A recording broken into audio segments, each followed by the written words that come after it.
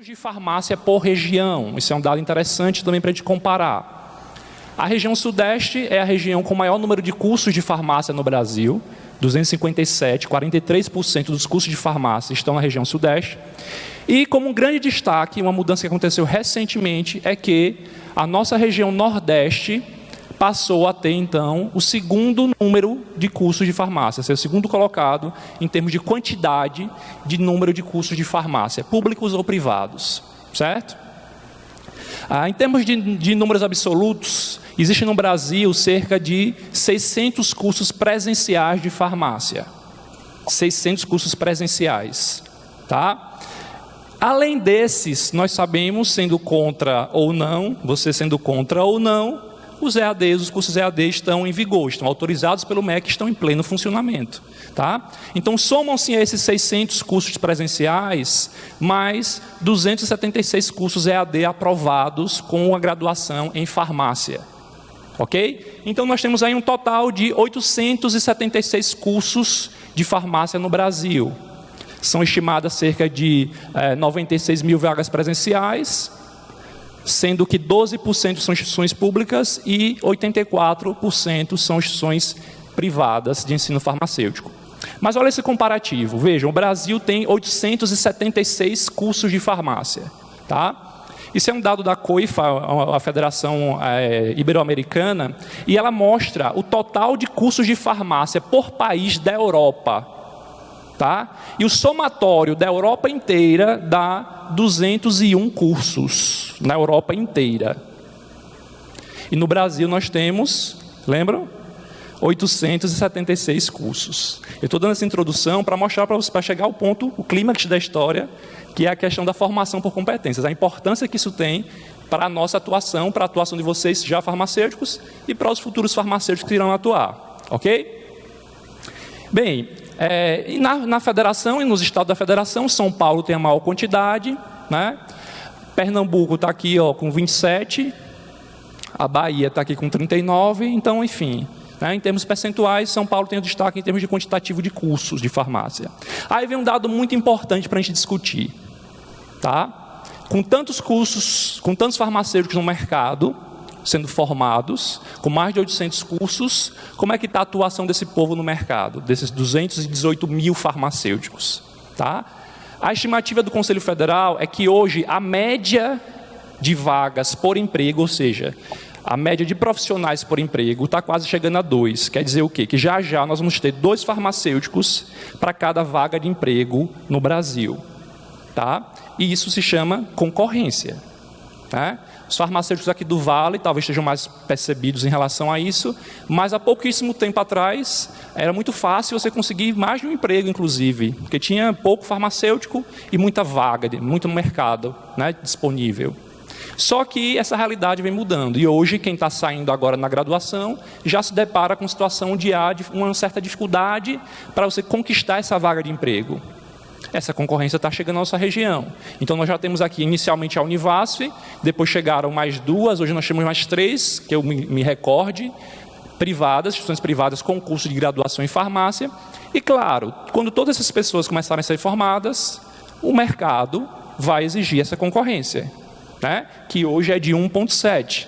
Na região Nordeste, a estimativa é que tenham vagas 19 mil, e o número de farmacêuticos está bem próximo. Então, nós já estamos já também atingindo esse ponto de saturação, de ter, de fato, uma ampla concorrência. Cá para nós isso é bom. Concorrência é bom. Por quê? Porque o farmacêutico vai ter que sair da inércia. Só vão ficar no mercado os bons farmacêuticos. A tendência de mercado é essa. Se eu posso pagar o mesmo preço para um farmacêutico mediano e um farmacêutico muito bom, eu vou priorizar o farmacêutico muito bom. Tá? Isso tem completa relação com a formação por competências que vou chegar já. Tá? Bem, vamos seguir. Dentro desse panorama de atuação no mercado, né, de vagas, de faculdades, de vagas de emprego, em 2017, como eu iniciei falando, foi publicado, né, pelo Conselho Nacional da Educação, a Câmara da Educação Superior, a Resolução 6, de 19 de outubro de 2017, que instituiu as novas diretrizes curriculares para os cursos de farmácia. E uma das grandes mudanças que essa diretriz instituiu foi a mudança na concepção do ensino, passando da racionalidade técnica para uma ênfase no papel social do farmacêutico. Em outras palavras, por que é que nós precisamos formar farmacêuticos? Até pouco tempo atrás, estava muito associado à questão técnica, de responsabilidade técnica. Uma farmácia não pode abrir sem farmacêutico, concordam? Está na lei, né? Está na lei. Compreendem? Mas isso é uma responsabilidade técnica, que a lei exige que tenha. Mas imaginem que não existisse essa responsabilidade. Se a lei não obrigasse a ter farmacêutico na farmácia, por exemplo, que é o maior mercado de trabalho que nós temos aqui na região do Vale, será que nós teríamos farmacêuticos nessas farmácias? Hoje nós só temos porque a lei obriga que tenha. Então isso é uma reflexão que está dentro dessa diretriz, para que nós repensemos o modelo de formação do farmacêutico para dar ênfase ao papel social dele. Como assim? Que a sociedade perceba a importância do farmacêutico. Não que a lei obrigue a ter farmacêutico, mas que o farmacêutico seja competente o suficiente para mostrar para a sociedade que ele é importante na vida deles. Eu costumo falar em aula que se o mundo fosse acabar, já assistiram um filme de 2012? O mundo vai acabar. No filme de 2012, vou contar spoilers, tape o vídeo quem não quiser ouvir. 2012 o mundo vai acabar e os homens construíram várias arcas, né? Uma arca mais moderna, não é igual a arca de Noé, uma arca tecnológica. Só que nessa arca só entra quem tem muito dinheiro para pagar, né? Tipo o povo de Campo Formoso, que trabalha com pedras preciosas, essas coisas, tá? Ou quem é importante socialmente para o futuro que vai ser construído. E eu pergunto para os meus alunos, existiria farmacêutico nessa arca? Seria necessário para a sociedade do futuro ter farmacêuticos nessa arca? Precisa me responder, não. É para você deitar em casa o travesseiro, a cabeça no travesseiro, e refletir sobre a sua atuação enquanto farmacêutico. Ou que você quer atuar no seu futuro. Tá? Mas é isso que está preconizado na DCN. A gente precisa mostrar qual é o papel social. Não porque é técnico, a lei obriga que tenha, mas que esse farmacêutico seja formado por competências, para mostrar por que ele é relevante para a sociedade. Essa é a grande mudança de paradigma. Tá? Essa formação, então, não seria mais por acúmulo de saberes, né? Por reprodução técnica, por decorar e reproduzir. Isso é um ensino técnico. O técnico é isso, o ensino técnico é reprodução. Tá? Mas no ensino superior a gente precisa trabalhar com produção, criação de conhecimento. E é isso que a DCN nova nos estimula a fazer. Tá? Esse novo paradigma, então, a orientação sistêmica integradora dos processos de formação, ou seja, a gente precisa, de fato, integrar nossos currículos. Muitas vezes nós temos os currículos não integrados, a formação generalista, que ele sabe muito pouco de várias coisas, e isso não é mais aceitável para a sociedade. A gente precisa, de fato, que ele saiba qual é o seu papel dentro daquela sociedade. E que a formação seja integrada para que ele alinhe o conhecimento que ele tem em sala, por exemplo, com o conhecimento que ele vai ter no mundo real, no cenário de prática real. Tá? Essa é uma grande mudança também. E o foco, então, passa a ser, nessa integração de conhecimento e aplicabilidade, no ser humano. Aquela história que o farmacêutico é o profissional do medicamento está defasada há muito tempo. Porque o medicamento é um insumo de trabalho nosso. Talvez a principal tecnologia que a gente utiliza em termos de cuidar da saúde. Tá? Mas, de fato, não adianta nada em focar no produto e não focar no indivíduo, na pessoa que vai utilizar aquele produto. Tá? Então, o estímulo tem sido, de fato, esse dentro das DCNs. E, para isso, eles distribuíram a carga horária das DCNs em 3 eixos. O eixo gestão em saúde tem que representar 10% do curso, da matriz curricular, dos cursos de farmácia do Brasil, enfatizar um pouco mais a gestão, que é uma das temáticas da Semana Farmacêutica. 40% do conteúdo do curso tem que ser voltado para tecnologia e inovação em saúde. E 50% do curso tem que ser pautado no cuidado em saúde. Profissional farmacêutico, um profissional que cuida com tecnologia, com gestão, mas que, acima de tudo, cuida das pessoas. Tá? Dentro desse processo da DCN, não vou me alongar muito, porque está lá na DCN, quem não leu ainda, vale a pena ler enquanto discente. Os farmacêuticos também que queiram conhecer um pouco mais dessa mudança, desse perfil de formação do farmacêutico. Tá? Mas lá na DCN ele vai explicar cada um desses passos. Vai explicar o que é o eixo cuidado, por exemplo, o que é que ele considera como conteúdos relacionados ao cuidado. Tá? Vai explicar, por exemplo, o que é que ele considera como conteúdo relacionado à tecnologia em saúde. certo? A formação, né, associada à pesquisa, desenvolvimento de fármacos. E no eixo gestão, ele também vai trazer para a gente o que é que ele considera como gestão em saúde pública ou privada, inclusive. Já nós vamos ouvir o professor Genival falar sobre formação para o SUS, e o SUS no Brasil é, de fato, quem deve regulamentar a atuação de qualquer profissional de saúde. Tá? Mesmo que ele deseje trabalhar no setor privado, certo? Essa regulamentação é feita a nível de SUS. Tá? Bem, então, diante desse novo paradigma da formação, né, dessas novas diretrizes curriculares, na qual, inclusive, o prazo que foi instituído pelo MEC para que os cursos se adequassem foi até outubro desse ano, 2019. Ele deu 2 anos para que essa DCN, que os cursos se adequassem a essa nova diretriz. Tá? E aí, de fato, é uma grande dificuldade, porque é um trabalho muito amplo, é uma mudança, de fato, muito brusca na nossa formação, e precisa ser muito bem alinhada com a pedagogia para que não seja construída em um Frankenstein. Né? Ou que troque as casinhas de lugar e diga que mudou, mas na verdade não tenha mudado nada. Tá? Mas dentro dessa diretriz, então, ele preconiza fortemente que a formação seja baseada em competências. Não simplesmente na delegação de conteúdo, na exposição de conteúdos, mas em competências. Como assim competências? Tá? Dentro dos domínios, né, dos domínios de ensino, os domínios pessoais de atuação profissional, nós temos o domínio cognitivo, uma competência que é chamada de conhecimento. O conhecimento é um tipo de competência. Tá? O conhecimento talvez seja muito mais fácil de a gente falar o que é conhecimento. Né? Por exemplo, você entrou numa sala sem saber sobre aquele assunto, o professor passou uma atividade, ou fez uma aula expositiva, e aí você passou a conhecer aquele assunto. Tá? Você passou a entender, né, a reconhecer aquela temática. Tá? Mas isso, de maneira isolada, não quer dizer que você está preparado em termos de competência. Porque talvez algumas pessoas, se você colocar essa pessoa para fazer, por exemplo, uma prova teórica, de escrever ou de marcar X, sobre dispensação de medicamentos, né, a entrega mediante a orientação do medicamento, provavelmente muitos vão tirar 10 por esse conhecimento adquirido. Porém, talvez a partir do momento que você colocar uma pessoa para esse estudante, orientar uma pessoa real, né, esse conhecimento ele não consiga colocar em prática, porque muitas vezes falta outra competência, que são as habilidades, que é um domínio psicomotor. É você saber fazer, saber utilizar aquele conhecimento para colocar em prática. Tá? Então, muitas vezes a gente está parado no conhecimento. Decora para a prova, não é assim? Terminou a prova, no outro dia, deleta aquilo que foi decorado, e aí quando se forma, aí bota uma pessoa na sua frente, e agora? Para onde eu vou? Nem boa tarde, sabe? Boa tarde. Então isso não é mais permitido para a nossa formação, a gente precisa ser atualizado. A sociedade exige um profissional de maneira diferenciada.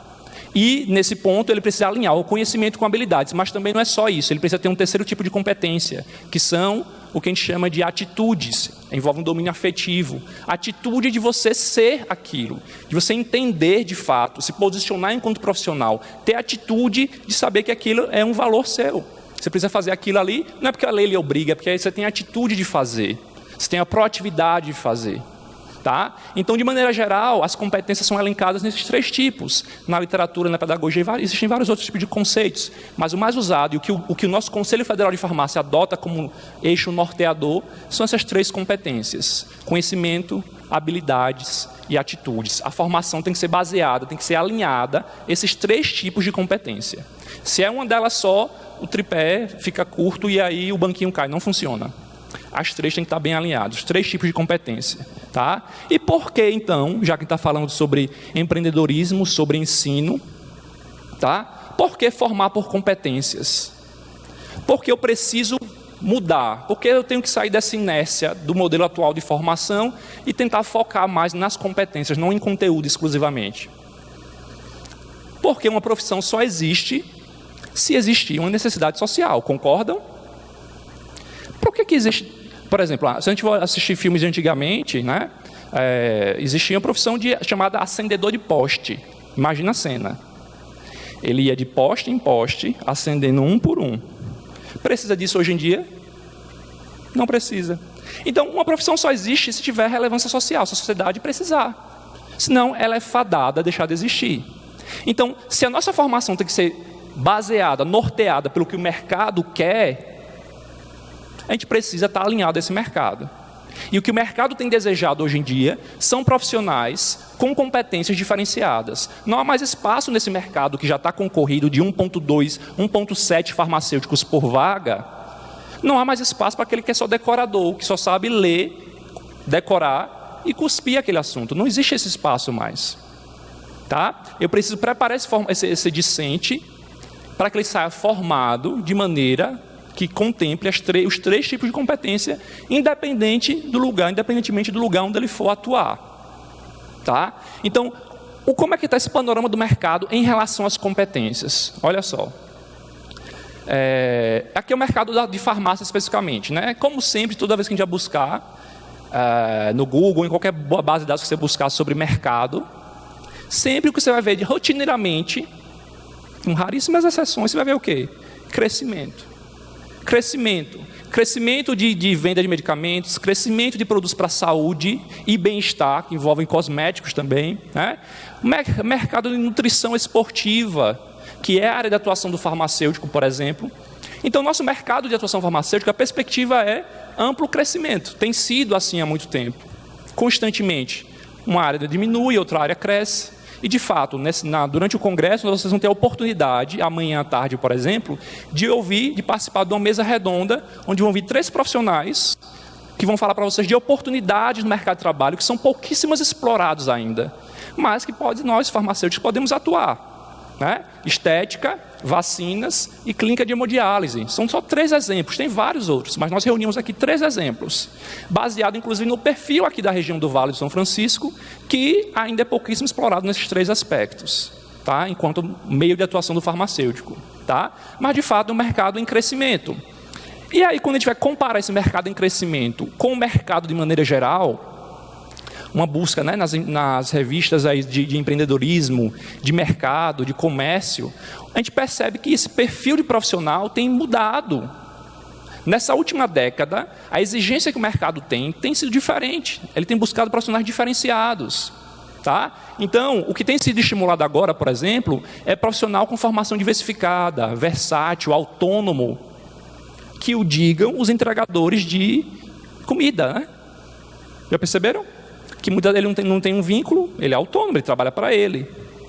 E na nossa atuação farmacêutica, por exemplo, nós já temos muitos casos, muitos exemplos de sucesso, como profissionais autônomos, não vinculados a uma empresa, a um CNPJ. Tá? Mas também ainda precisamos trabalhar um pouquinho mais, explorar um pouco mais esse empreendedorismo, porque não tem nada mais digno do que você ganhar, por exemplo, o seu dinheiro com o seu conhecimento, pelo que você sabe. Não por um produto que você vende, mas pelo que você sabe fazer. Eu acho isso digno demais, justo demais. Esse é o estímulo da autonomia do profissional. Tá? E dentro desse mercado, qual é o perfil? Tendências do mercado para os próximos 20 anos. Terceirização, e a gente vive isso dentro das instituições públicas também já.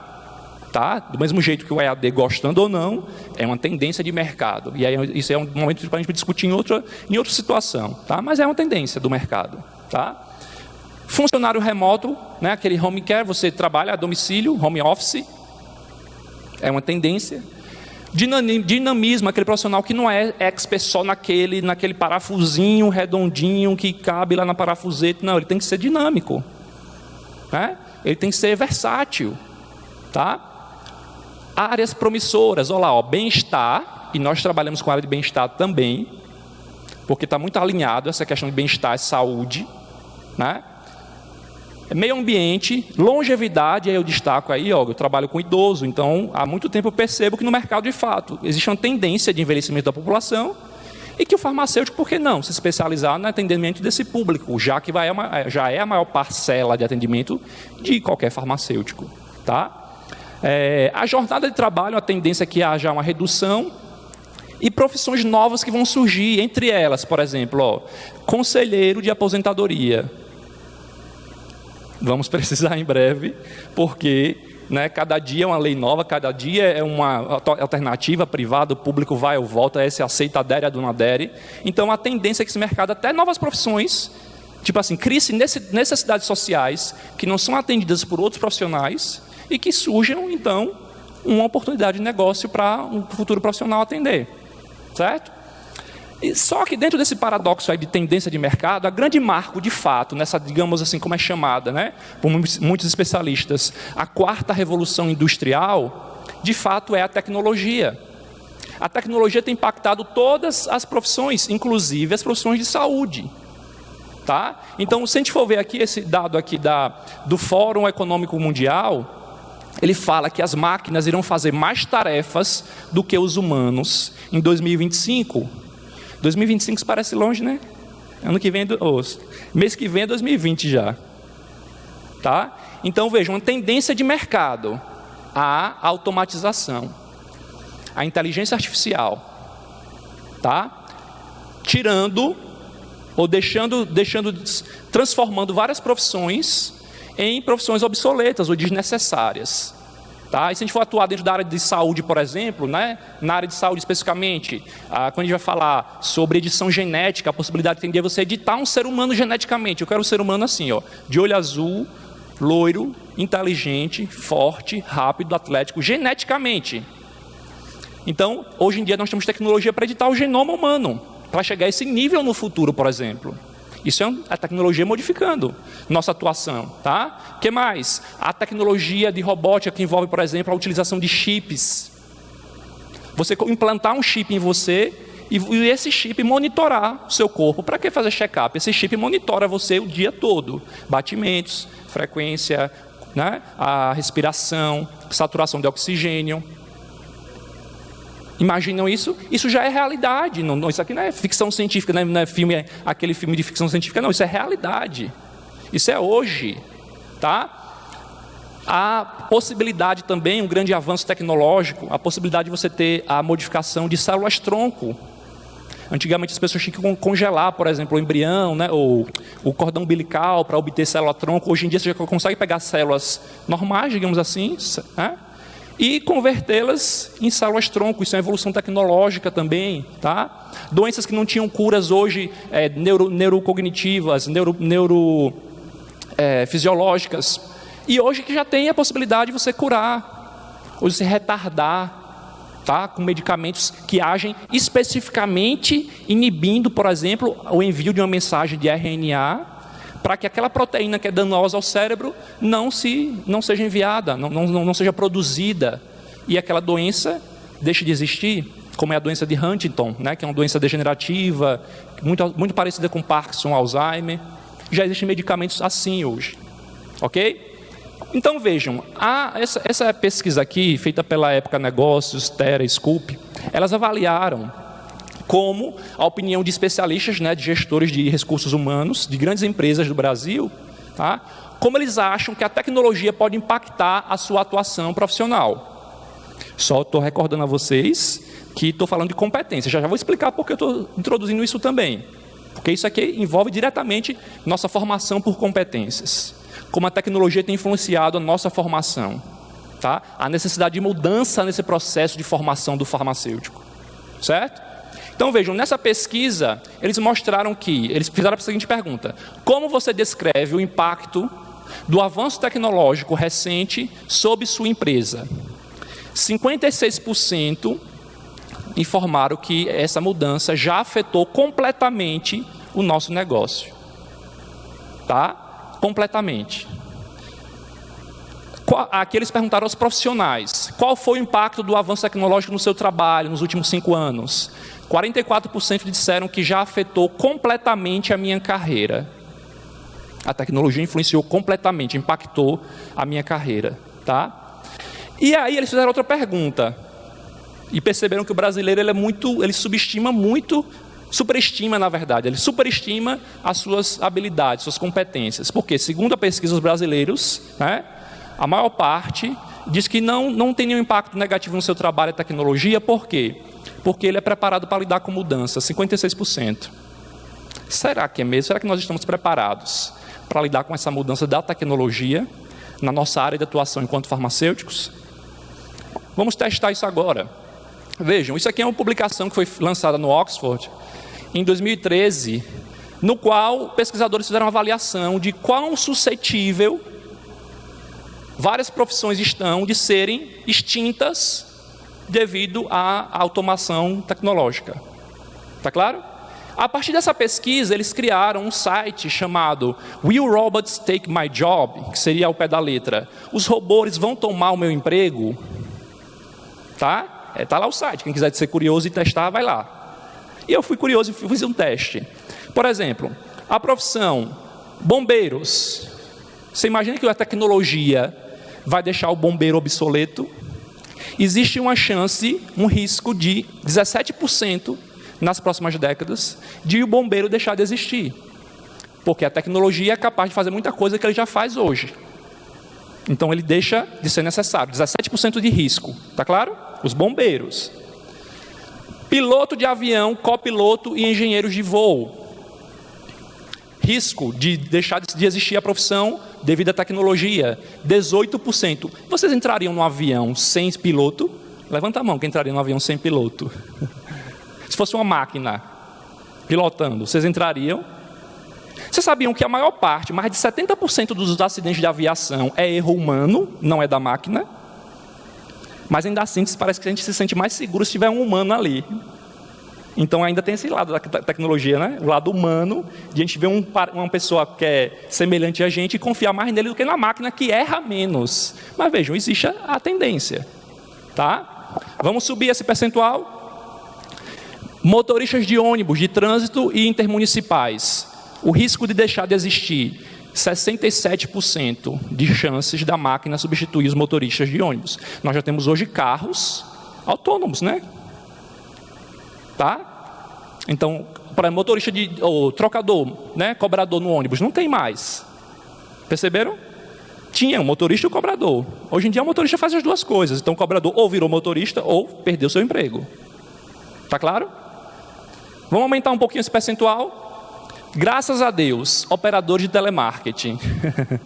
99% de chances deles serem extintos devido ao avanço tecnológico. Tá? E a gente já ouve de fato, a gente vai ligar por lugares, é a maquininha. Digite 1 se isso, digite 2 isso, digite 3. Na última opção, quando nada resolveu, é que vem alguém para falar com você. Agora, se eu colocar os farmacêuticos, qual será o risco da nossa profissão deixar de existir devido à automação, devido à revolução das máquinas, digamos assim? Quem chuta? Quanto? 70? Quem dá mais? Dou-lhe uma. Quanto? 1,2. Quem dá menos? Quem dá mais? 20. Vamos ver. Deixa eu mostrar uns vídeos para vocês antes de mostrar qual foi o valor. Tá? Olha só. A atuação do farmacêutico, ela tem sido revolucionada, nosso mercado farmacêutico. Tá? Isso aqui são máquinas, por exemplo, que organizam o estoque de medicamentos. Tá? Então, precisa de um humano para fazer isso. A CLI é da Amazon, não é a medicamento. Tá? Mas, já existe tecnologia. Então, não tem para que um ser humano está fazendo isso. Tá? Aqui no ambiente hospitalar, ó, uma máquina, um robô que distribui medicamentos. É programado e ele vai lá nos setores, nas unidades, nas salinhas e vai distribuir, entregar os medicamentos. Tá? Não precisa de uma pessoa para fazer isso. Certo? Até o famoso drone, nós já temos entrega de medicamento via drone. Tá? Até o motoboy, tadinho, ó, poxa. Compreendem? Isso é tecnologia. Na farmácia comunitária, né? O maior setor de mercado no Brasil aqui, a farmácia comunitária pública ou privada, certo? Também já temos esse nível, essa possibilidade de automatização. Tá? Então aqui o cenário onde o paciente entrega a prescrição, essa prescrição recebe um código de barras, tá? É realizada a conferência, se todos os itens estão adequados, né? E a técnica vai realizar, então, a solicitação do medicamento, né? Mas ela não precisa ir lá na prateleira pegar, ou às vezes confunde e até pega o medicamento errado, ou algo do tipo, pega a dose errada, tá? A máquina consegue fazer isso, então ele consegue pegar, entregar o medicamento, ele organiza as prateleiras, tá? Então, também não precisa mais de um ser humano para fazer isso. A tecnologia já pode fazer. Ah, mas é caro. Sim, é caro. mas a tendência é que ele acabe se pagando com o tempo. Não tem 13º, não tem férias, não tem atestado falso. Compreende? Então a tecnologia está aí. Aí eu mostro para vocês, né? Teve um curioso o suficiente que foi lá olhar no site. 1.2 é o risco que nossa profissão tem de ser substituído por máquina. Mas como é que pode? Eu mostrei tanta máquina que toma o nosso lugar. Não toma o nosso lugar. Está tomando o lugar dos entregadores de caixa. Ou daqueles que são técnicos robóticos, que fazem o que uma máquina faz. Mas a tendência é o quê? A tendência do farmacêutico, olha lá o que é que o site considera como tendência do farmacêutico. Olha lá, descrição do emprego, dispensar medicamentos prescritos, prover informação aos pacientes, né, sobre como utilizar. Pode alertar os médicos e outros profissionais sobre a seleção, a dose, interação, efeito adverso. Então, se for de fato para trabalhar com isso aqui, ó, com esse tipo de tecnologia chamada cérebro, se for para utilizar isso para o bem, a máquina não substitui. Porque o reforço tem sido em quê? O reforço tem sido no mercado, a tendência de mercado tem sido nas chamadas habilidades suaves. Tipo assim, o que o ser humano consegue fazer. Já que a máquina consegue fazer tanta coisa, tem sido dado mais ênfase para aquilo que só o ser humano consegue fazer. Então, no mercado, a tendência é que fique no mercado quem for competente para fazer uma coisa que a máquina não faz. E isso envolve muito mais o nosso lado humano enquanto farmacêutico. A tendência é essa.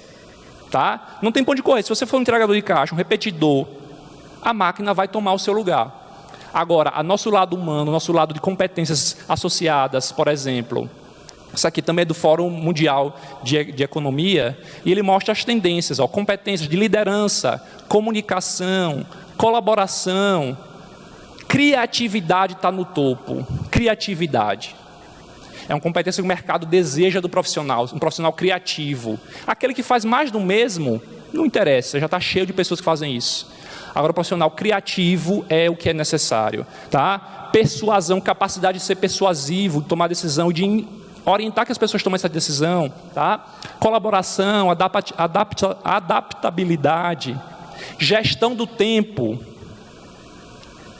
Gestão do tempo é uma competência essencial para o profissional nesse mercado. Você saber dividir bem o seu tempo. São multitarefas, né? As crianças são multitarefas, karatê, balé, dança, inglês, português, japonês. Tem que saber gerir o seu tempo. E o profissional tem sido exigido para isso também. Tá? Então, essas são as habilidades consideradas mais suaves. E isso é o que tem sido estimulado no mercado.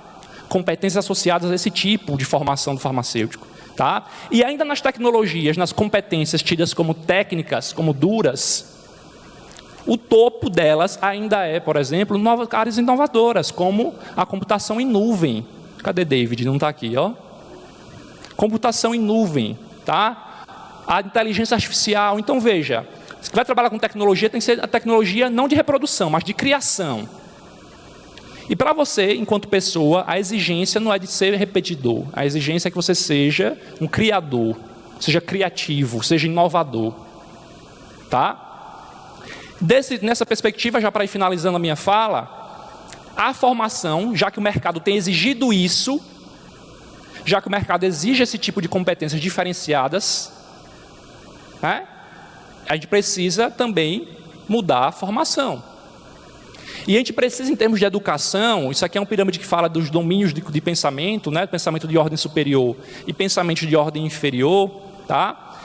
Esses de nível inferior, recordar, compreender, aplicar, são tidos como um nível de raciocínio inferior.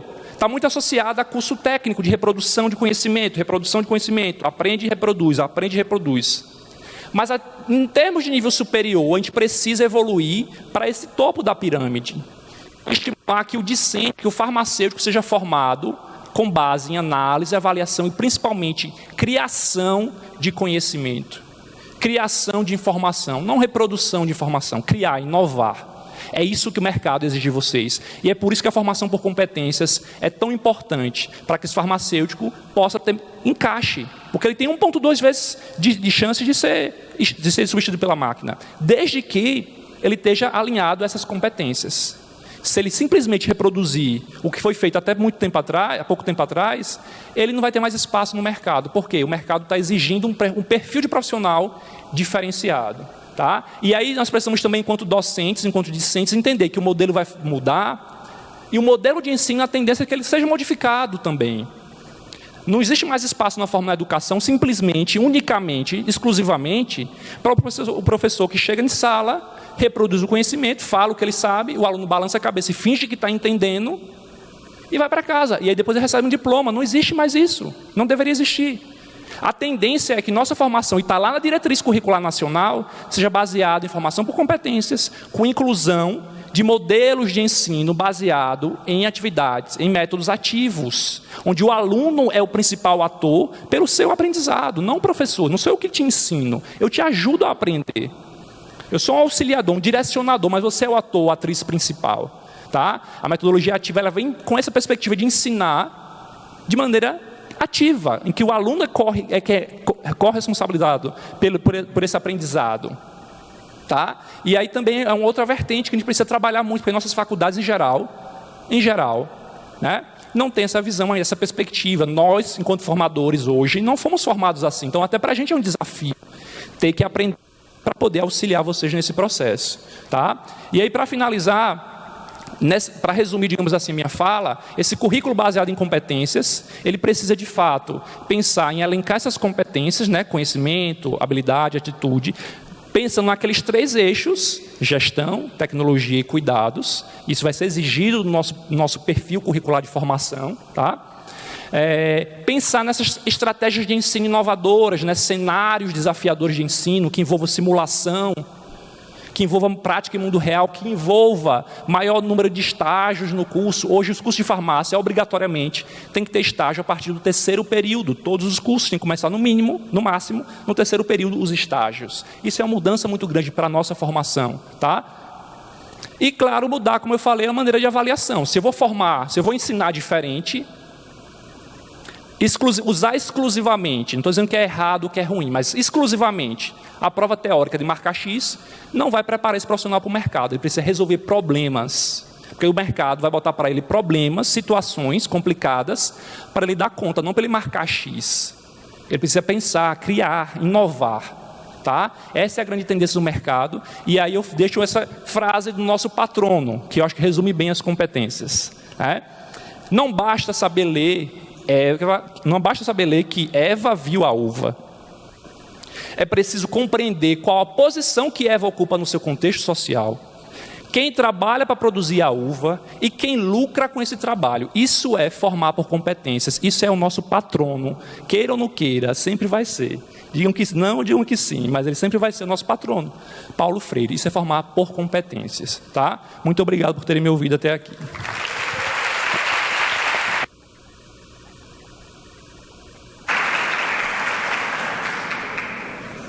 Parabenizamos pela brilhante palestra do professor e ficamos honrados com a sua presença. Neste momento, está aberta a sessão de perguntas ou comentários. Por gentileza, os que desejam fazê-las, levantem a mão para que o monitor leve o microfone até você.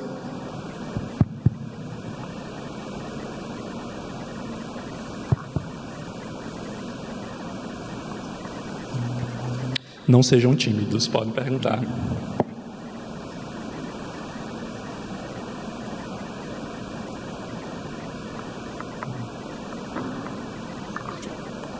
Agradecemos ao professor Dr. Daniel Tenório da Silva pela sua contribuição. Tem uma pergunta? Eu sei que o curso vai ter que, no caso, ser readaptado agora, né? Eu já trouxe um tempo atrás, numa aula de um professor, um questionamento. Porque, por exemplo, as necessidades do mundo hoje, como você mesmo já citou, anda mudando. Então, por exemplo, para a área da farmácia, a gente hoje em dia já tem imunoterapia, essas coisas tipo bem profundas, e esse tipo de assunto não é em nenhum momento do nosso curso abordado. A gente não tem, digamos assim, uma farmacologia da imunoterapia, como é que é o desenvolvimento, esse tipo de coisa. Aí, eu queria saber como é que vai ser essa nova grade, assim, como é que vocês vão quais conteúdos, assim, como é que vai ser essa construção, se vai ter que ter, sei lá, entendeu, né? Entendi, João, obrigado. Veja, de fato é um desafio, né? Nós temos esse processo de mudança, nossa meta era tentar ter esse PPC pronto até esse final de ano, mas de fato a gente não conseguiu, por quê? Nós, professores, estamos no processo de aprendizagem também, né? Nós estamos aprendendo para tentar transformar isso da melhor maneira, tá? Mas em termos de, veja, primeiro você falou assim, quais vão ser os conteúdos? Pense assim, quais vão ser as competências? Porque conteúdo por conteúdo não muda, né? A gente bota o conteúdo, insere uma disciplina, cria uma coisa, não resolve. As competências, elas têm que ser inseridas, né? Nós definimos que o modelo ele vai ser, de fato, disciplinar, inclusive na sexta-feira a gente vai dar uma síntese sobre isso, sexta pela manhã, né? Mas essas competências, elas vão ser buscadas onde? Primeiro, as diretrizes, as DCNs, mais uma vez eu reforço, quem não leu, quem não acessou, vale a pena dar uma lida. Ela já elenca alguns objetivos de aprendizagem básicos, o padrão nacional, digamos assim, tá? E a partir desses objetivos, nós estamos criando uma matriz de competências que vão ser integradas nas disciplinas. Mas é claro que ainda assim, você não vai conseguir ver de tudo, de todos os temas. Compreende? Porém, a tendência do mercado, como eu falei, é que esse farmacêutico ele busque essa expertise diferenciada, que não está simplesmente na graduação. Veja, a graduação é o início. Compreende? Mas, de fato, o grande desafio tem sido para a gente, nesse momento, integrar. Porque, veja, se eu preciso formar por competências, citou o exemplo de farmacologia. Se eu preciso formar por competências, eu não posso simplesmente dar uma disciplina inteira de farmacologia como é, ponto, acabou, e aí você já sabe farmacologia e pronto. Não, eu preciso integrar farmacologia com imuno, com micro, com farmacoterapia, que é diferente de farmacologia, com prescrição.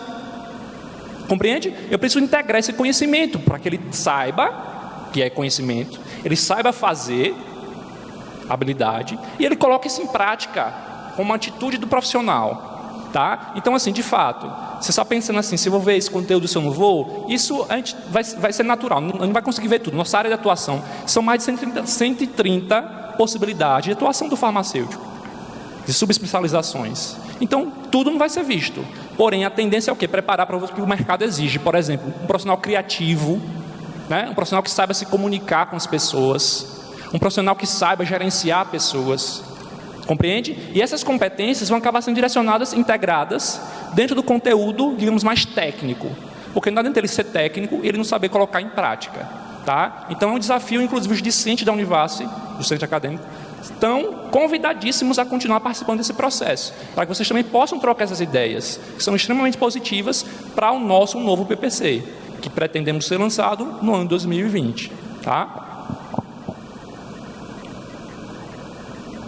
Mais alguma pergunta?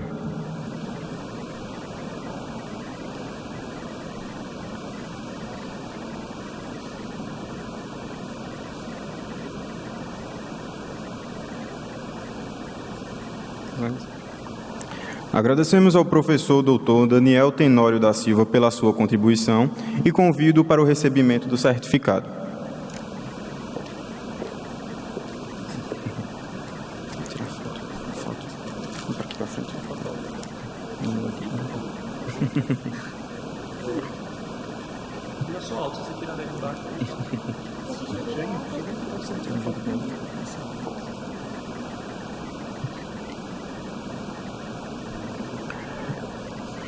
Pedimos que o mesmo ocupe seu lugar no auditório para acompanhar a continuação do nosso evento.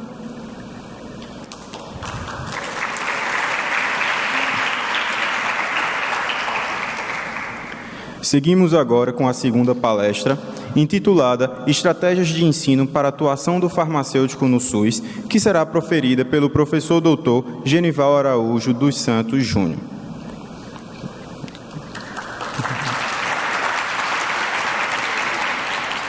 Farmacêutico mestre em Ciências Farmacêuticas e doutor em Ciências da Saúde pela Universidade Federal de Sergipe, É líder do Grupo de Pesquisa em Implementação e Integração do Cuidado Farmacêutico no Sistema de Saúde, onde desenvolve as atividades nas áreas de farmácia clínica, serviços farmacêuticos e implementação de serviços clínicos farmacêuticos em sistemas de saúde.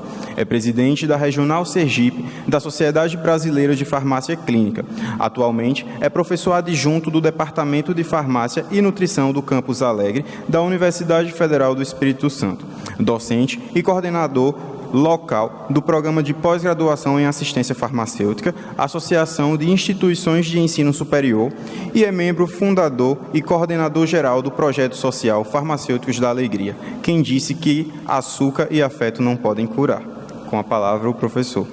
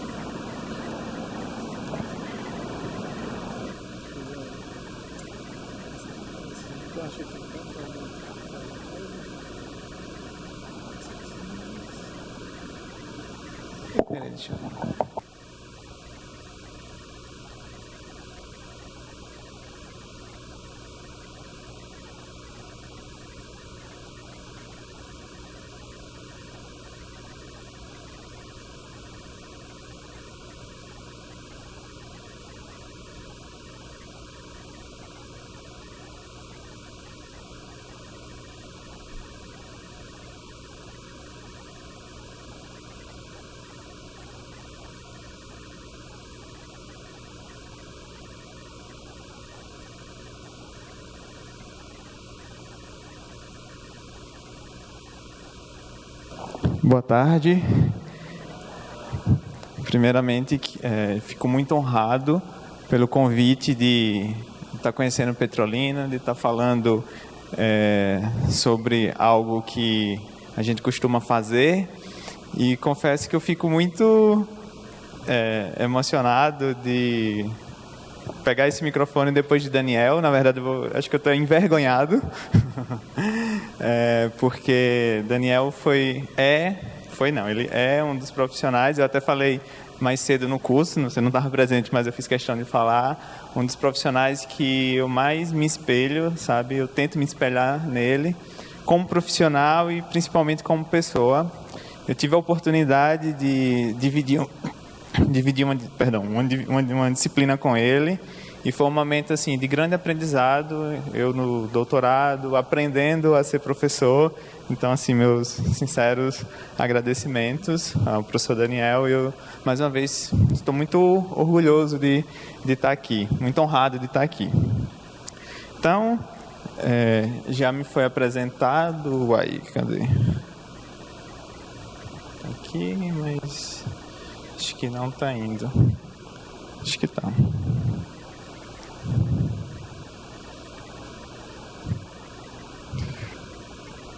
Só se for o modo de exibição.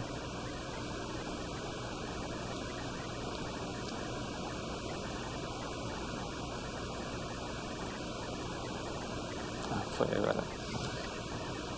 Então, já foi me apresentado, né?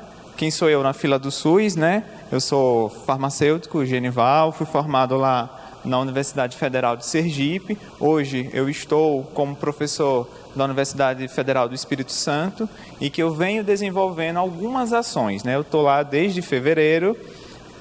Minhas disciplinas, elas não existem, né? Eu fui contratado por um PPC novo que tenta se adequar às novas DCNs, mas ainda o PPC não saiu do papel. Então, meio que eu estou tapando o buraco, incorporando uma ou outra disciplina, mas independente da disciplina, eu venho tentando incorporar nelas estratégias para aproximar esse profissional, esse farmacêutico, no Sistema Único de Saúde. Nesse contexto também, fui um dos fundadores dos Farmacêuticos da Alegria, que é um projeto social em que insere o aluno no Sistema Único de Saúde, na medida em que a gente tenta capacitar esse aluno para trabalhar com educação em saúde no formato lúdico, na brincadeira. Então, é falar de uso racional de medicamentos para criança, é falar de uso racional de medicamentos para um idoso, utilizando um fantoche, um gibi, um torta na cara. E, nesse contexto também, eu criei esse grupo, o grupo de de cuidados farmacêuticos, que é um grupo voltado para a implementação do cuidado farmacêutico no SUS. Tá? Eu venho lá da Universidade do Espírito Santo, como eu falei, não é no campus Vitória, a capital, é no campus no sul do Espírito Santo, na cidade de Alegre, que é uma cidade bem pequena, por volta de 18 mil habitantes, praticamente habitada por estudantes, porque na universidade tem um campus da Universidade na cidade tem um campus da Universidade Federal e tem um campus do Instituto Federal. Então tem a UFES e o IFES, então a cidade basicamente é uma cidade universitária. E aqui está uma foto do nosso campus, que o nosso campus ele não foi pensado para ser campus, muito menos da área da saúde, é um campus da área das agrárias, e que foram criados 2 cursos da área da saúde, o curso de farmácia e o curso de nutrição. Então, esses 2 cursos é o que fazem esse campus ter a área da saúde. E aqui está meu grupo de pesquisa, em que a gente está trabalhando com a implementação do cuidado farmacêutico no SUS. Então, a gente vem trabalhando com 3 linhas de implementação, que seria implementando a educação em saúde, implementando um serviço de dispensação na farmácia básica do município e, nos próximos meses, a gente vai iniciar um processo de implementação do acompanhamento farmacoterapêutico. Bom, mas então, quais seriam os objetivos com essa palestra? Primeiro, discutir um pouco a atuação do farmacêutico no SUS, né? Como é que esse profissional ele vem avançando junto com o avanço do sistema de saúde. Se a gente imaginar, nosso sistema de saúde é um sistema relativamente jovem, né? Tem por volta de 30, 31 anos. Enquanto outros sistemas de saúde, como o sistema de saúde inglês, que nasceu lá em 1948, 1950, a gente está falando de um SUS que surge com a nossa Constituição Federal de 88. Então, nosso sistema de saúde ainda é um bebê, se a gente compara com outros sistemas. Então, encarar a atuação do profissional farmacêutico num sistema de saúde tão novo, então a gente está adentrando numa área extremamente nova.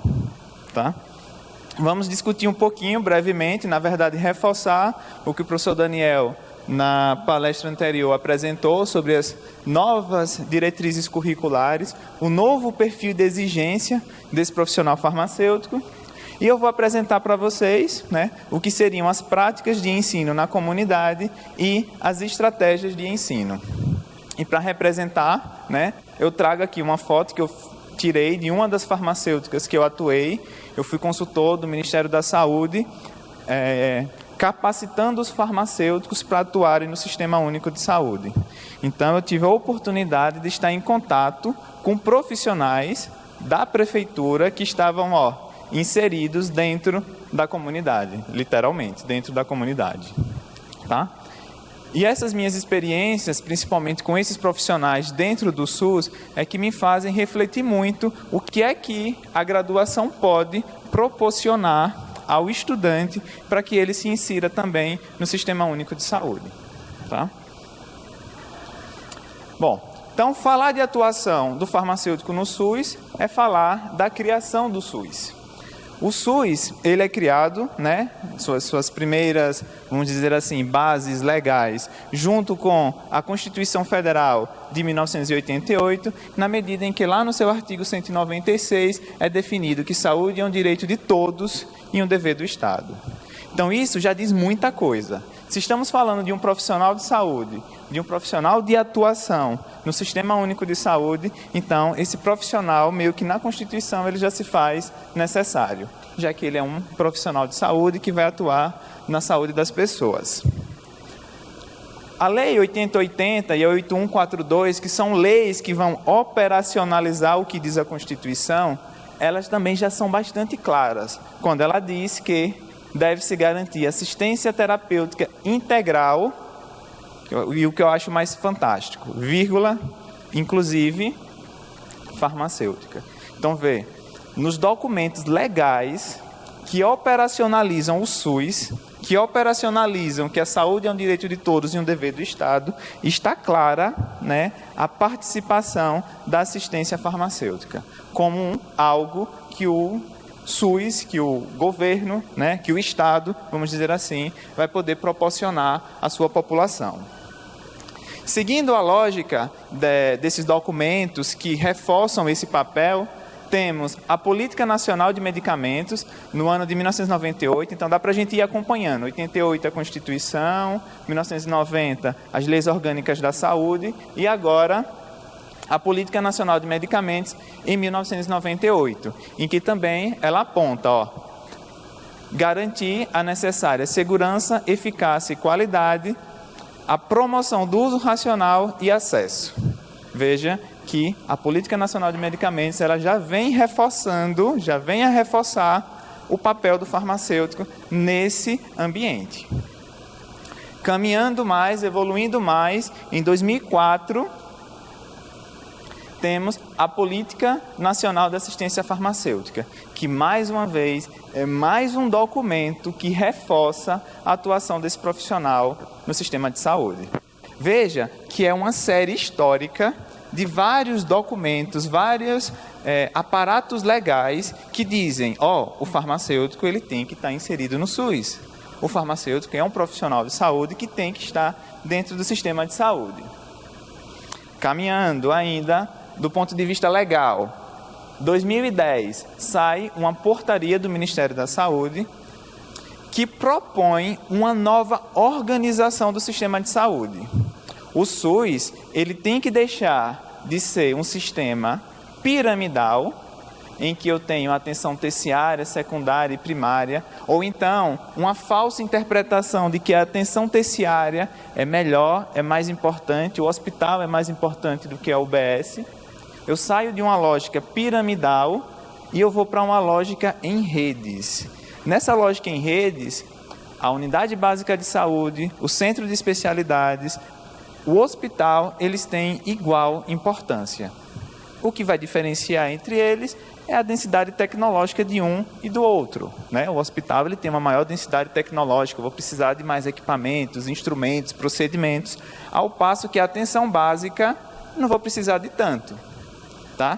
E essa nova lógica de organização, tá? Nessa portaria, ela também já deixa claro que, dentre esse novo cenário de organização do sistema de saúde, vê só, a farmácia ela não é só um ponto de apoio, ela não está ali só para fornecer medicamentos. A farmácia está ali para promover cuidado. A farmácia ela deixa de ser apenas um ponto de apoio, fornecendo medicamentos, distribuindo medicamentos, e ela passa a ser um ponto de atenção.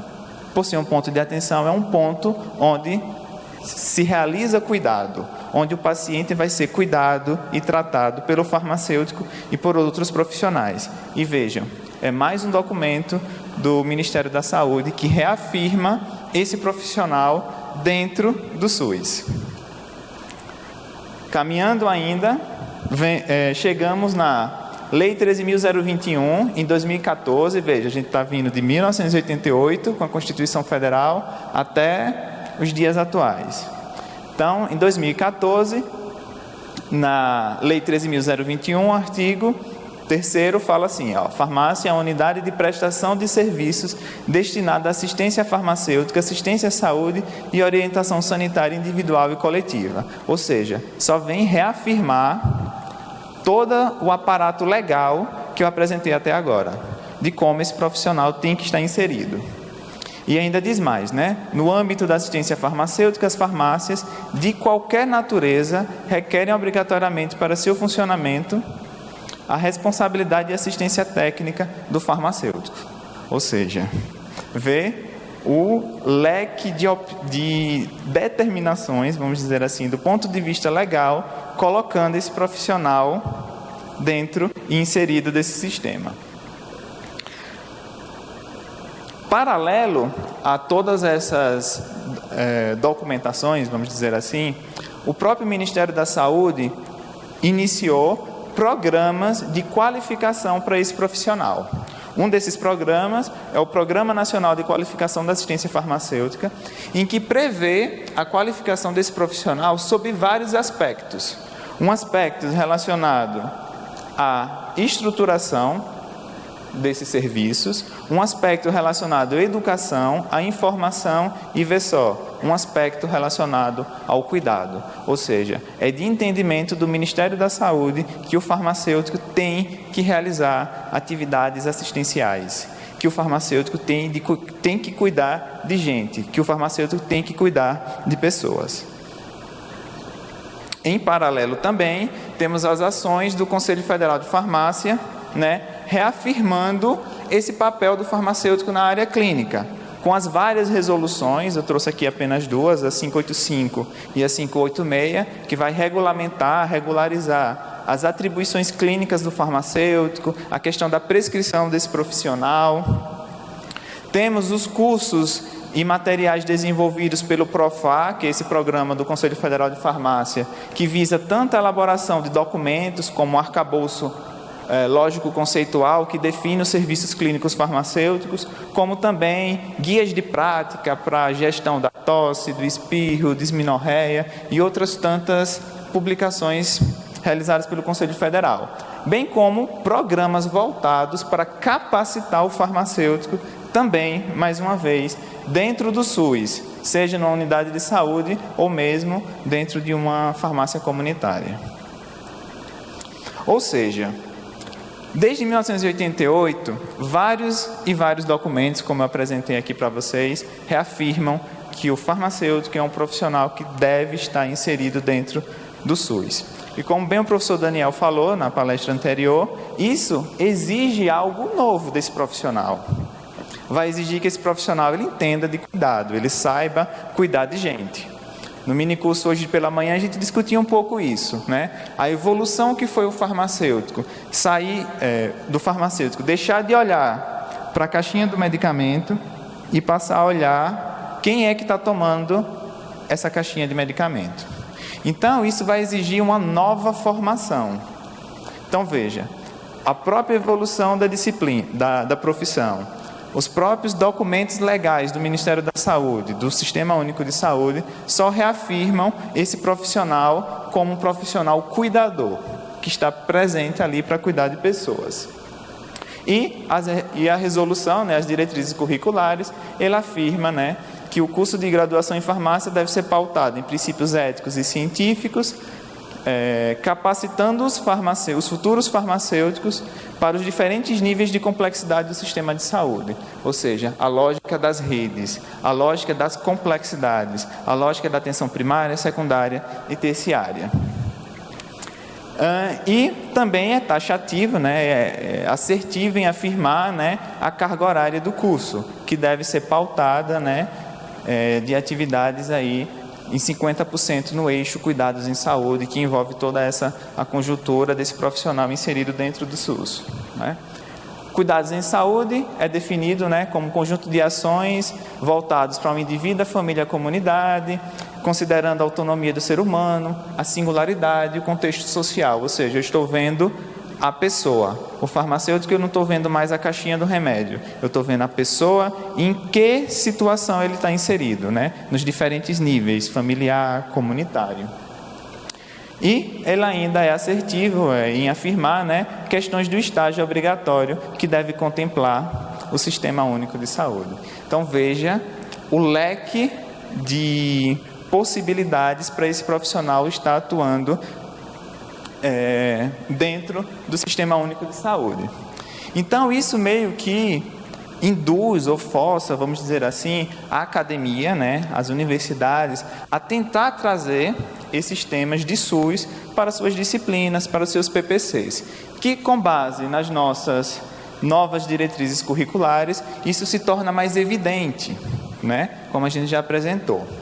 E uma dessas formas de inserir o aluno, né, dentro do Sistema Único de Saúde, temos as práticas de ensino na comunidade, né, que inclusive eu já faço aqui o merchan desse livro aqui, que foi publicado recentemente. Inclusive eu coloquei aqui o QR Code dele, vocês podem usar a câmera de vocês e vocês já conseguem baixar esse livro, em que ele vai abordar experiências positivas que são realizadas na Universidade Federal de Sergipe, num campus do interior, num campus voltado para um campus voltado para as metodologias ativas e um campus voltado para inserir esse estudante de farmácia, ainda enquanto estudante, dentro do Sistema Único de Saúde.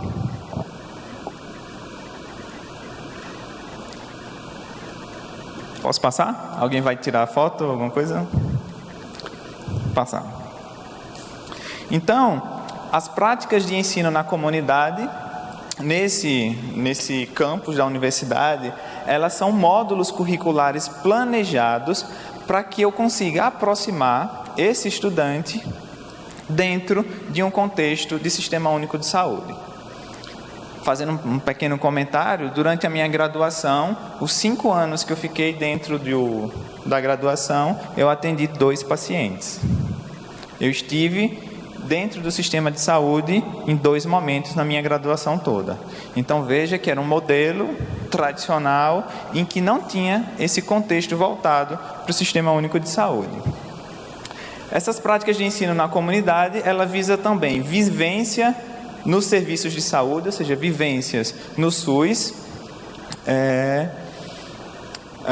de ações e serviços na atenção básica e destinadas ao atendimento da população.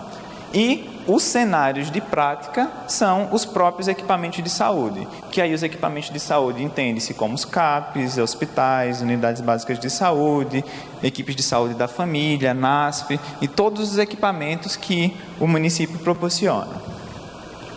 E para que essas práticas elas aconteçam, é necessário uma integração. Muitas vezes uma parceria das universidades com as prefeituras ou com o Estado, no que a gente chama de integração ensino, à universidade, o serviço que vai ser prestado de forma conjunta pela própria comunidade ou pela própria universidade e a comunidade. E essa integração ensino, serviço e comunidade, ela visa refletir melhorias nos relacionamentos interpessoais, autodisciplina, habilidade de comunicação, motivação. Então, veja, a gente está estimulando o aluno sobre outros aspectos, não só os aspectos de conhecimentos, mas a gente está estimulando do ponto de vista de habilidades, de atitudes, bem como faz o aluno aplicar melhor a sua profissão. Então, o aluno consegue entender melhor a sua responsabilidade social e o que é muito comum nas metodologias ativas é tornar o discente, tornar o aluno protagonista do processo de educação. O aluno ele não está mais naquela condição de mero receptor de informações, ele está ali para gerar um conhecimento junto com o professor. E nesse contexto, dessas práticas inseridas na comunidade, o que se destaca é a metodologia da problematização com arco de Magalhães, essa metodologia em que ela parte da observação da realidade. Então eu observo a realidade, vejo os problemas da realidade, eu defino que problemas são esses, eu vou na literatura identificar quais são esses problemas, o que a literatura diz, e depois eu volto para aplicar novamente a realidade. E estamos falando de um contexto de SUS. Então, eu vou observar o SUS, eu vou estudar aqueles problemas que eu estou identificando e eu vou propor soluções para reverter esse problema. Então, como estratégias de ensino que eu trago para vocês, vou trazer 4 experiências que eu tive a oportunidade de conviver, que são experiências lá da Universidade Federal de Sergipe, da Universidade Federal de Juiz de Fora, campus Governador Valadares, do Conselho Regional de Farmácia da Bahia e de algumas atividades que eu venho desenvolvendo com os alunos na disciplina de saúde coletiva. São 4 experiências que mostram o quanto que a gente pode inserir esse aluno no contexto do Sistema Único de Saúde.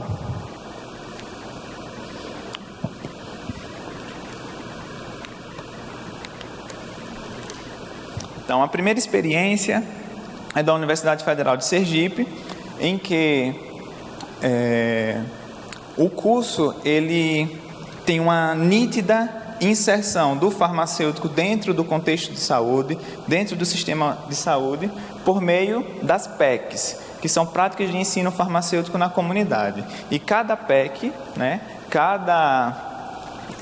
cada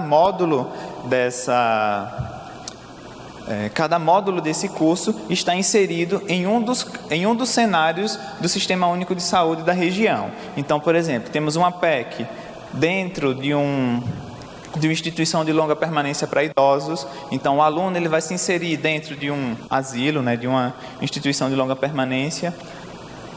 No segundo módulo, esse aluno vai ser inserido dentro da assistência farmacêutica do município. No terceiro módulo e quarto, o aluno vai visitar e ter a vivência em hospital de ensino. No quinto, em uma unidade básica de saúde. E no sexto, no centro de atenção psicossocial. E a depender do cenário, temos uma ementa, né, de competências que o aluno ele tem que contemplar ao longo do curso. Então, esse seria o cronograma, vamos dizer assim, desse aluno ao longo dessa graduação nesse curso de farmácia. E como eu falei anteriormente, ele se baseia na metodologia da problematização com arco de Megarese. Eu vou exemplificar uma das atividades que são realizadas na PEC de uma instituição de longa permanência para idosos, que começa, vê só, com o aluno observando a realidade. Então, eles vão para uma unidade de saúde, no caso, vão para um asilo, para uma instituição de longa permanência para idosos, e lá eles vão observar problemas ou oportunidades de melhoria nessas instituições, né? Então, tanto questões relacionadas à prescrição, a problemas de saúde que esses pacientes possuam, e é necessária uma visita nesses locais. A partir daí, são feitos um levantamento, né, do que essas instituições necessitam, né? Os alunos vão sentar, estudar e discutir, né, possibilidades e estratégias para resolver esses problemas, e, na sequência, eles vão retornar para a comunidade com soluções que sejam aplicáveis naquele contexto. Então, veja que é um formato de inserir o aluno, em que ele, junto com o professor, visita o local, ele observa a realidade, faz registros fotográficos, entrevistas, aplica questionários, e daí ele elenca tudo que é possível intervir nesse sistema, nessa unidade de saúde. E, por fim, eles retornam, né, aplica a realidade tudo que eles discutiram durante a graduação, tá? E aqui está um exemplo geralmente no último dia, é feita uma grande mobilização e apresentação das estratégias que eles fizeram, e aqui está uma lembrancinha que os alunos deixaram para os idosos. Então, eles colocam lá, gratidão por todo acolhimento ao longo desses meses e por, de alguma forma, contribuir com a nossa formação. Vocês são especiais para nós, admiramos muito o trabalho que desenvolvem. A segunda experiência é a experiência no campus Governador Valadares, na disciplina ATO 5, que são atividades orientadas, em que são 5 atividades orientadas, e na ATO 4, os alunos eles têm contato com toda a parte, vamos dizer assim, de processos para cuidar de uma pessoa, né? Todo o modelo de prática para estar em contato com o paciente, e na TO 5 eles vão aplicar. Então, a gente coloca, né, os professores colocam os alunos para atender paciente, com a supervisão do professor. Então, está aqui os alunos indo na casa do paciente e identificando as necessidades em saúde do paciente dentro do seu ambiente familiar. E, a partir daí, né, eles identificaram um problema, né, dificuldades de uso, de armazenamento, de inefetividade, de segurança, de cumprimento, de indicação, e aí eles vão tentar intervir positivamente na vida desses pacientes. Aqui só são 2 estratégias simples de organização do uso desses medicamentos por parte desses idosos, né? E, ao final, cada equipe ela tem que propor a implantação de um serviço para ser incorporado dentro do SUS, dentro desses locais onde eles foram realizar essas visitas iniciais. Uma outra atividade também como estratégia para incorporar esse farmacêutico no SUS, né? Temos a participação de eventos, como esse evento aqui criado pelo CRF da Bahia, que foi o FEXFAR, Fórum de Educação em Saúde e Criatividade para Farmacêuticos, em que ele teve essa função mesmo de fomentar habilidades e conhecimentos para que o farmacêutico ele possa atuar no Sistema Único de Saúde, sobre os mais diversos aspectos, né? Desenvolvimento de formas farmacêuticas, o cordel como um instrumento para educar pacientes, para trabalhar com educação em saúde, o Farmalamb e outras ferramentas que utilizamos para aproximar esse profissional ao sistema de saúde. E por fim,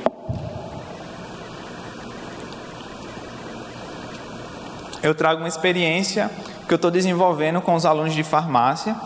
Eu sou professor da disciplina de saúde coletiva e eu tinha o desafio de falar de SUS, de falar de saúde coletiva para uma turma do primeiro período, 36 alunos, e que a aula na segunda, o curso lá é noturno, então eu tenho aula de saúde coletiva com ele de 10 às 11 da noite, 1 hora, e de 9 às 10 na sexta-feira, para falar com esses alunos sobre SUS.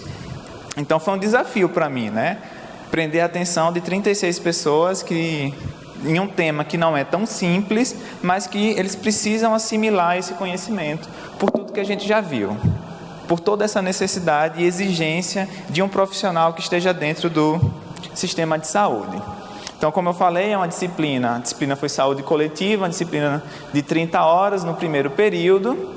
E eu comecei essa disciplina pedindo para que os alunos se apresentassem, dissessem seu nome, sua idade, de onde eles estavam vindo. E eu pedi para eles me relatassem um talento que eles tinham. Meu nome é Genival, tenho 31 anos, meu talento é tal. E eu fui listando todos os talentos deles no quadro. Todos, né? Qual é o seu talento? Fui listando todos. Por que eu fiz isso? Porque até então não tinha falado para eles que isso seria um festival de talentos, mas eu queria saber quais talentos é que eles tinham para que eu pudesse explorar durante toda a disciplina. E eu também dei uma sugestão de possibilidades que esses alunos poderiam também, né? Porque muita gente na hora diz, eu não tenho talento, né? Era o que eu mais ouvia, eu não tenho talento. Mas aí eu mostrei um leque de opções para esses alunos. E passei essa atividade para eles, que era um show de talentos, que eles tinham que falar de SUS de uma forma lúdica. Só que eles não apresentariam para mim. Até porque o que eles iriam apresentar eu já sabia. Eles teriam que apresentar para o SUS. Então era um trabalho de SUS para o SUS. Então eu queria que eles tratassem temas de SUS e que fossem apresentados na unidade básica de saúde para os pacientes, tá? Então o objetivo era apresentar temas relacionados ao sistema de saúde de forma lúdica, acessível e compreensível para as pessoas, família e comunidade no município no qual a universidade está inserida. E tinha como função mostrar a cara da universidade. Tinham muitos pacientes que simplesmente tinham medo de entrar na universidade, porque eles achavam que ali era um ambiente que não era para eles. Essa atividade também teve por função aproximar o estudante da comunidade, aproximar a universidade da comunidade e fomentar também o trabalho colaborativo na equipe.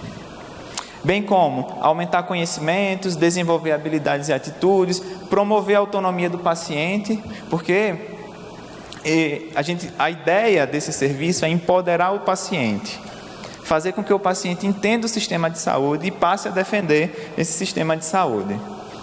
Engajar profissionais, pacientes, gestores e mobilizar a comunidade com o compromisso da cidadania. Então, a ementa da disciplina envolvia alguns conteúdos, que eu ministrei esses conteúdos na primeira parte da disciplina, e eu apresentei também conteúdos adicionais, como educação em saúde, falando de comunicação, os aspectos que regem a comunicação, a atuação do farmacêutico e a atuação do farmacêutico no sistema de saúde. Peguei essa turma de 36 alunos, dividi em 8 grupos e cada grupo tinha que trabalhar um desses temas de uma forma lúdica com os pacientes. Então, tiveram grupos que ficaram... quando eu falei o tema para eles, eles ficaram, e agora, o que é que eu vou fazer? Como é que eu vou falar de descentralização e regionalização para pacientes leigos dentro de uma unidade de saúde? Quando eu entrei em contato com a unidade de saúde, eles me deram outro critério.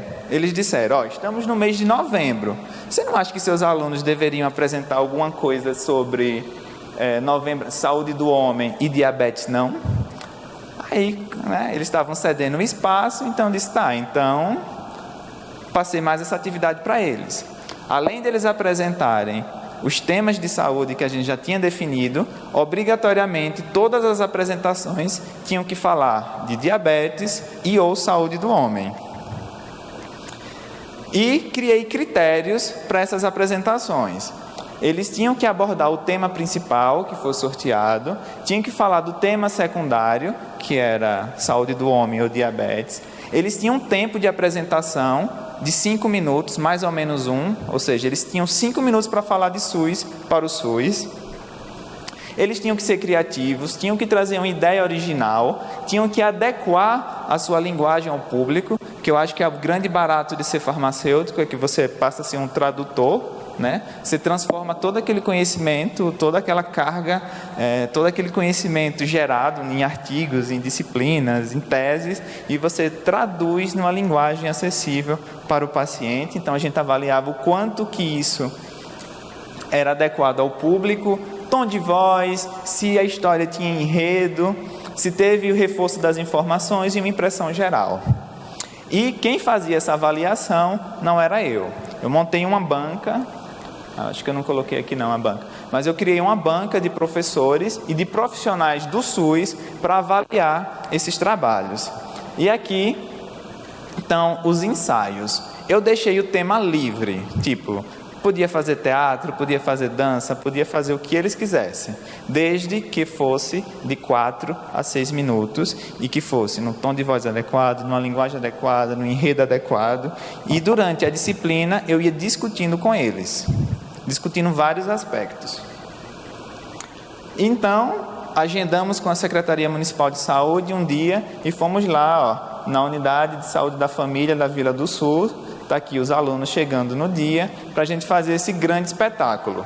Como eu falei, foi um festival mesmo de talentos. Então começou com a apresentação inicial, eu explicando a disciplina, explicando o que era esse dia, E o que eu acho mais legal dessa foto é porque está presente aqui os estudantes de farmácia, eu como professor, os alunos, eles estavam também aqui, atrás da pessoa que tirou a foto. Temos a equipe de saúde presente. Nessa foto em específico só tem uma, a de enfermagem. Mas durante toda a apresentação ficaram várias pessoas da equipe assistindo essa apresentação. Como eu falei, montei uma comissão avaliadora de 2 professores, uma professora da área da tecnologia, um professor da saúde coletiva e um profissional do Sistema Único de Saúde para avaliar esses trabalhos.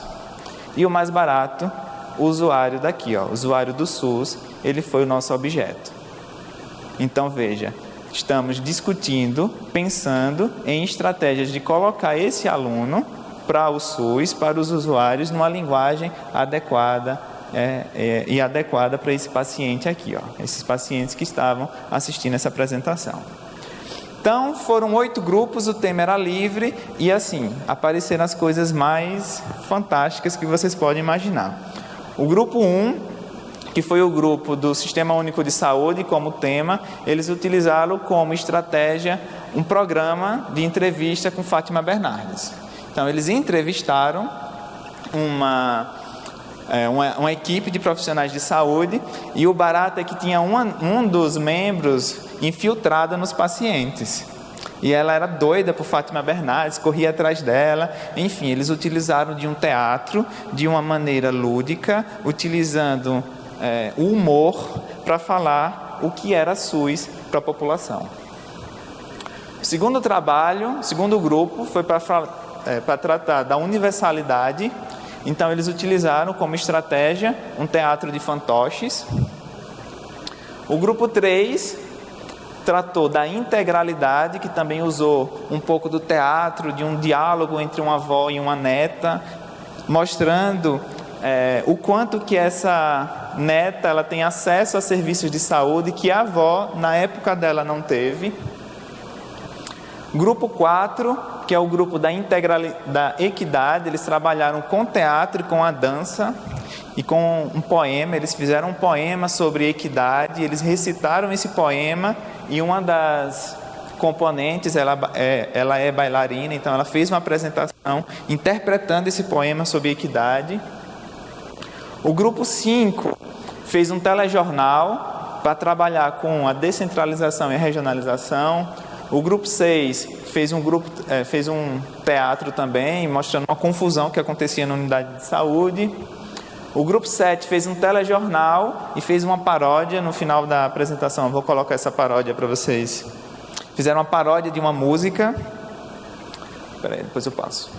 E o grupo 8 trabalhou com a defesa do SUS, e aí eles fizeram um júri, né? Eles simularam o sistema de saúde sendo acusado e defendido por advogados. E assim eles contemplaram, tratar de SUS para o SUS. Como feedback, eu pedi para que eles representassem, para que eles descrevessem essa atividade em 5 palavras. Só lembrando, essa atividade valeu a nota deles, sabe? Eu não fiz prova, eu fiz o Festival de Talentos. Então, eu perguntei para ele, descreva esse festival em 5 palavras. E eles definiram, aprendizado como a palavra mais repetida. E isso é muito legal, você imaginar que se eu pedisse 5 palavras para descrever uma prova, com certeza não seriam essas 5 palavras que eles descreveram esse tipo de avaliação. Eu pedi também para eles descreverem um sistema único de saúde em 5 palavras e ver que eles trouxeram palavras interessantes: direito, saúde, espera, equidade, mostrando assim o quanto que o nosso sistema passou a representar para eles. Claro que a gente vê ali palavras que mostram o quanto que o sistema tem que avançar, mas já traz uma ótica um pouco diferente. E como trata-se de um festival, tinha que ter os campeões, Então eu premiei os 3 trabalhos que obtiveram a maior nota. Então, o primeiro lugar foi o trabalho da integralidade, segundo lugar foi o trabalho da universalidade e o terceiro lugar foi o da equidade. Premiamos também, já que era um Oscar, melhor ator, os melhores atores, as melhores atrizes. E para finalizar, eu digo que essa experiência foi uma experiência muito interessante, foi muito gratificante para mim como professor, ver os alunos tão bem engajados, os pacientes entendendo e principalmente os alunos assimilando, Uma coisa era eu passar uma prova em que eles tinham que decorar cada um dos princípios organizativos e doutrinários do SUS. Outra coisa é a gente trabalhar de uma forma lúdica, uma atividade em que ele pudesse assimilar esses conhecimentos. E eu também trago uma frase do patrono, como o professor Daniel. Mas antes disso, deixa eu só voltar aqui e mostrar uma das paródias. Deixa eu botar aqui. Pessoal, infelizmente por problemas técnicos, eu não vou conseguir mostrar o vídeo, mas assim, a gente conseguiu gerar 8 trabalhos bem interessantes, trabalhando sobre vários aspectos, por forma de teatro, fantoche, júri, enfim. Mas eu tinha 8 vídeos, eu poderia mostrar 8 vídeos, mas eu escolhi um, mas não vai conseguir mostrar. Então tá, obrigado, gente.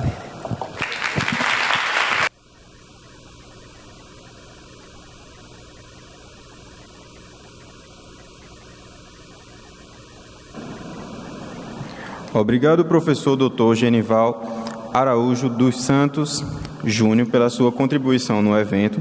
E neste momento está aberta a sessão de perguntas ou comentários.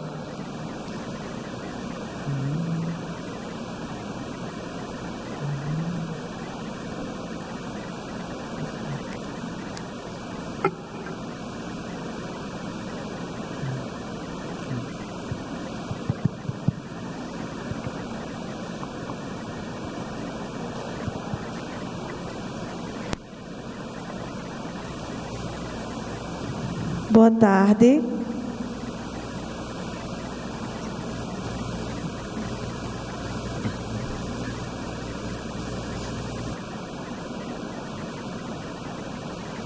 Primeiramente, eu quero parabenizar pela palestra, adorei o tema.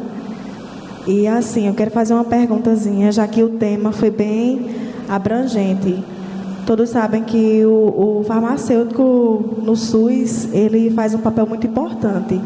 E recentemente eu fiz a apresentação de um trabalho que falava sobre o papel do mesmo com cuidados paliativos no SUS. Então, eu queria saber se você tem alguma dica, se você tem algo a falar com relação à questão do aprendizado e do estudo, já que você apresentou várias formas de estudo dentro do SUS, né? Se você tem alguma dica, alguma coisa para falar com relação aos cuidados paliativos, e principalmente com pacientes com câncer terminal, que é um tema que chama muita atenção das pessoas, né? As doenças terminais e esses cuidados paliativos. Teu nome? Teu nome? Meu nome é Darla. Como? Darla. Darla? Isso. Darla. Tá. Prazer, Darla. Muito obrigada. Prazer é meu. Então, a questão dos cuidados paliativos, ela está muito de acordo com o que a gente propõe com o cuidado farmacêutico. Quando eu penso que o cuidado farmacêutico, ele deixa de olhar para a caixinha do medicamento e passa a olhar para o profissional, para a pessoa, passa a olhar para a pessoa no seu contexto de pessoa, com suas queixas, limitações, com seu contexto em que ele está inserido. Então eu começo a enxergar esse paciente não como paciente, não como um problema, não como uma condição de saúde, não como aquela pessoa que não está tomando medicamento. E sim, eu passo a entender o seu contexto, a sua complexidade. E o farmacêutico, ele tende a intervir com base nisso.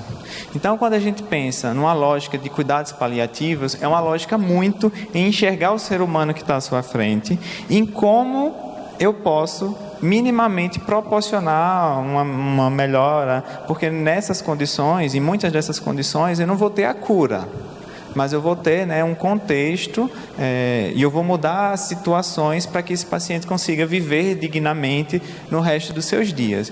Então, eu digo assim, te respondendo, que o cuidado farmacêutico ele está intimamente ligado e inserido na ideia dos cuidados paliativos, principalmente nessa ideia de encarar ali como aquele paciente como uma pessoa, com suas singularidades, com suas particularidades, e o nosso serviço está ali para ser adaptado ao que o paciente ele necessita. Então, eu vejo como um complemento disso. É verdade, é tanto que eu vi uma frase que dizia que o farmacêutico paliativo é aquele que se coloca no lugar do próximo e aprende a lidar com a dor também do próximo. Obrigada pela resposta e está de parabéns. Obrigado.